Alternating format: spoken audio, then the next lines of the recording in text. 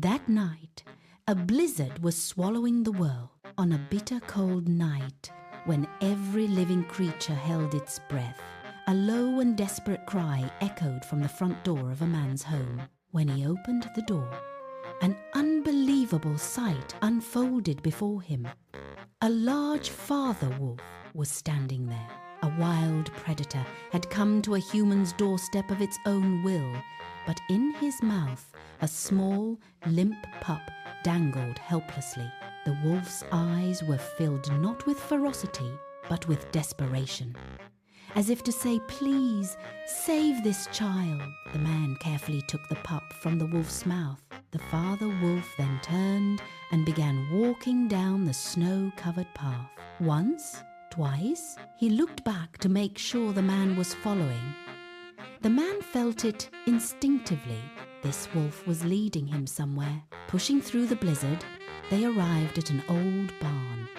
The father wolf stopped and stared inside. When the man opened the barn door, it felt as though his heart had stopped. On a bed of straw, a mother wolf lay still. The man knelt down and checked the mother's condition. But her body had already gone cold. She had brought new lives into this world and then quietly closed her eyes forever. The man's eyes reddened with tears. The man brought a box and placed each trembling pup inside, one by one, with the gentlest of hands. The father wolf watched closely, guarding his young, yet he did not stop the man's hands. Beyond the instinct of the wild, the instinct of a father to save his children was far greater. Inside a box placed by the fireplace, the tiny lives began to steady their breathing, leaning against one another. They bowed their heads in silence.